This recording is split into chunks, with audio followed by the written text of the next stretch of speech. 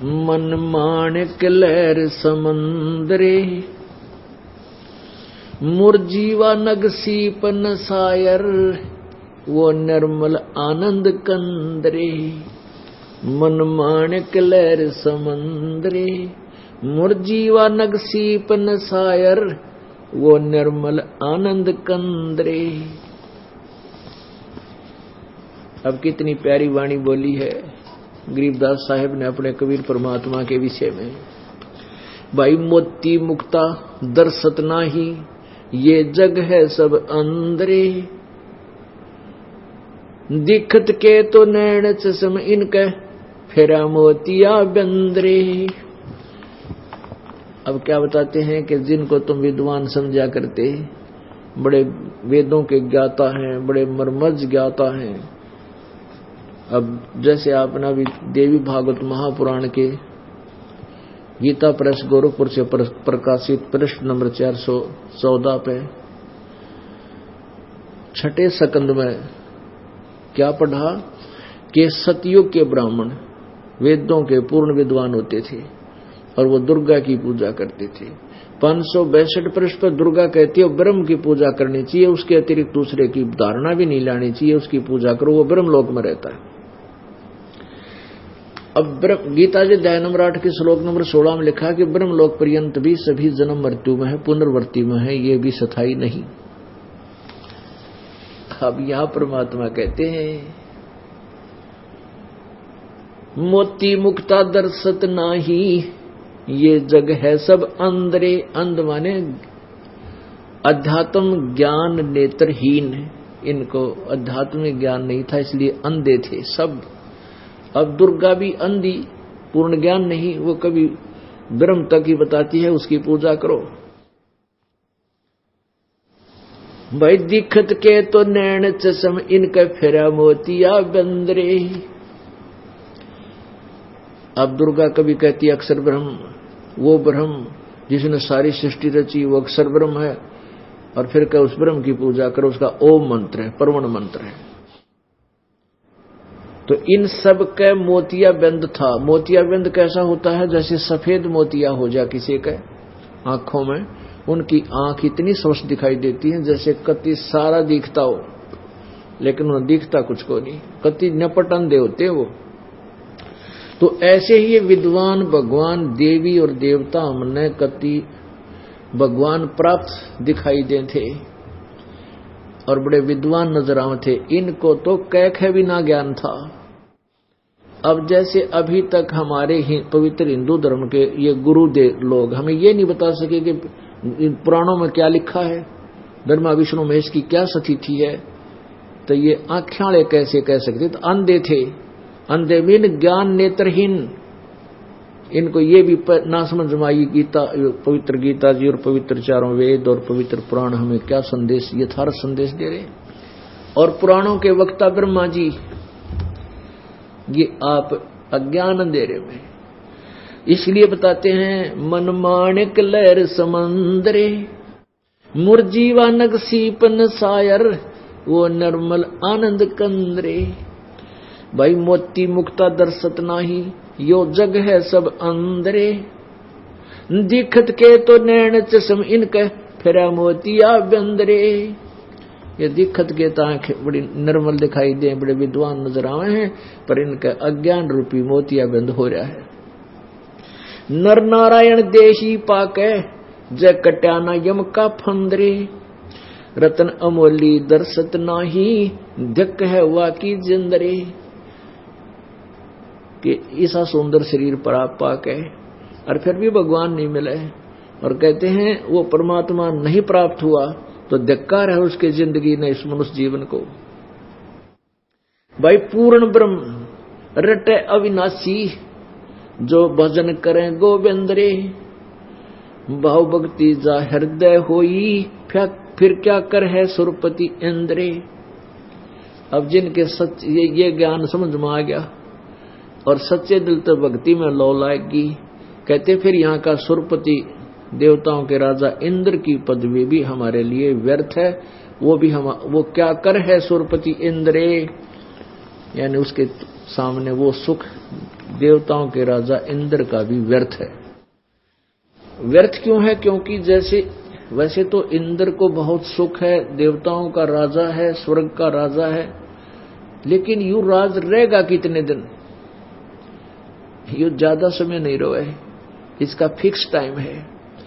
72 चौकड़ी युग इंद्र, एक इंद्र 72 चौकड़ी युग तक शासन करता है, 72 चतुर्युग तक। और एक ब्रह्मा के दिन में 14 इंद्र अपना शासन पूरा कर लेते हैं, इसलिए 1008 चतुर्युग होते हैं।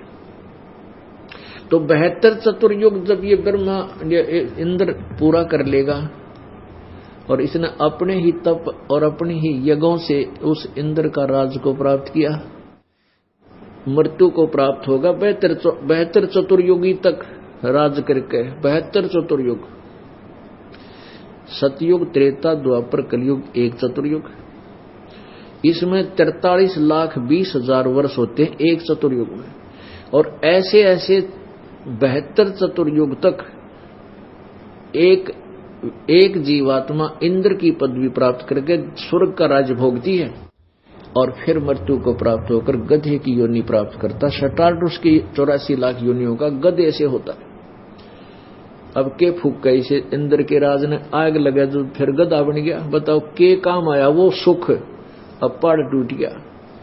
अब फिर इसे गधे के जीवन हो जावन माने, जैसे महावीर जैन वाली आत्मा के 60 करोड़ बार गधा रतरा गजब हो, 30 करोड़ बार कुत्ता। देवताओं के राजा वाला सुख के काम आया उसका। नो भगवान याद दिलाओगे फिर हमारा दिल यहां से हट जाएगा। क्या बताते हैं भाई? पूर्ण ब्रह्म रटे अविनाशी, भजन करे गोविंद रे, भाव भक्ति जा हृदय होई, फिर क्या कर है सुरपति इंद्रे। इंद्री कर्म ना लगे लगारम, जो भजन करे निर्द्वंद रे, गरीबदास जग कीर्ति होगी, जब लग सूरज चंद्रे। कि देखो भक्ति करोगे आपका काम आवेगी, यहां भी सुख मिलेगा, और यहां से भक्ति करके जाओगे तो कहते आपकी कीर्ति बनी रहेगी जब लग सूरज चंद्रे। यानी आप सतलोक चले जाओगे, वहां आपको, यहां लोग आपके गुण गाया करेंगे। जैसे दरू, प्रहलाद, मीराबाई आदि पुण्यात्माओं को आज तक याद किया जाता है, और वो अपनी भक्ति करके बेड़ा पार करके हम उनके गुण गावें।